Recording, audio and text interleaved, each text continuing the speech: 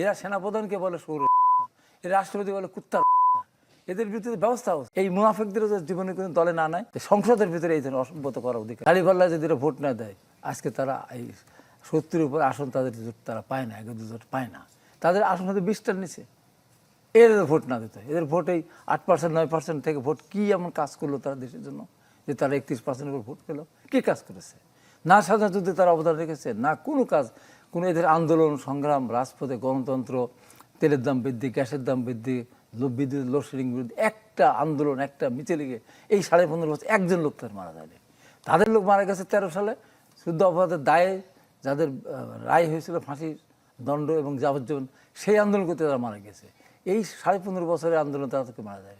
আমাদের বিএনপির শত শত মানুষ মারা গিয়েছে রাজপথে, নারায়ণগঞ্জে, মুন্সিগঞ্জ, বিভিন্ন। আমি নিজেও কয়েকবার আহত হয়েছে আন্দোলন করতে গিয়ে। আমি এই মিরপুরে আহত হয়েছি, পাবনাতে লোডশেডিং বিরুদ্ধে প্রতিবাদ করি আমি, আসার সময় আমার জীবন নাশের মতো অবস্থা। তারা কে? তাদের কেন কোনো কিছু? এখন দেখেন এই যে তারা যে কাজটা করলো প্রথম দিনে কি দেখাচ্ছে, এবং তারা তো শপথ ভঙ্গ করেছে, তারা রাষ্ট্রপতিকে মানে না। তারা এমনকি স্পিকার যখন নির্ধারিত হলো, আপনি ভালো করে খেয়াল করেছেন কিনা আমি জানি না, আমি বাসায় বসে দেখেছি তো, কিন্তু প্রত্যক্ষদর্শীর বিবরণ আমি সুব্রত চৌধুরী যেটা বললেন, যখন স্পিকার নাম আসলো একক নাম, তখন কিন্তু প্রস্তাব সমর্থন হওয়ার পর যখন যারা হার পক্ষে, যারা হাঁ পক্ষে, এরা হার পক্ষে কথা বলে নেয়, হার পক্ষে বলে না, হার পক্ষে বলে নেয়। কতখানি অসভ্যতা! স্পিকারকে মানে না। ডেপুটি স্পিকার ক্ষেত্রে একই কথা। এরা কি, এটা কোন দেশে বসবাস করতেছি আমরা? এই জন্য কি এত রক্তদানের মধ্যে দিয়ে আজকে কি অবস্থা এসেছে?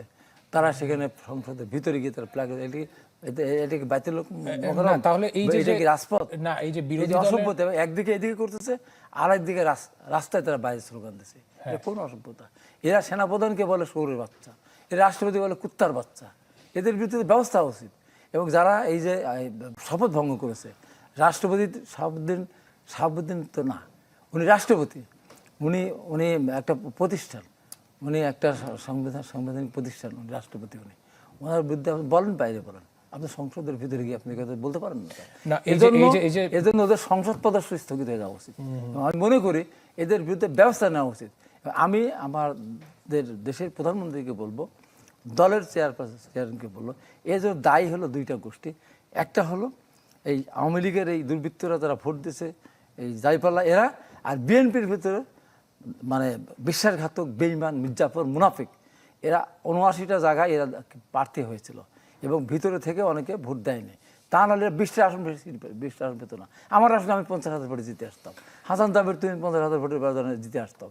এই মুনাফিকদের জীবনে কোনো দলে না নেয়, জিতুক আর হারুক, আর এদের বিরুদ্ধে চূড়ান্ত সিদ্ধান্ত দলকে নিতে হবে, প্রধানমন্ত্রী নিতে হবে। উনি যেভাবে এগিয়ে যাচ্ছেন, দেশে এগিয়ে যান, জনগণ পক্ষে থাকবে। জনগণ এদের এই সমস্ত অসভ্যতা দেখার মধ্য দিয়ে আজকে এদেরকে জীবনের মধ্যে পরিত্যাগ করেছে। ভবিষ্যৎ জীবনে কোনদিন এই বাংলাদেশে 68 আসনটা দূরে কথা, এই বাংলাদেশে তাদেরকে মানুষ রাজনীতি করতে দিবে কিনা সেই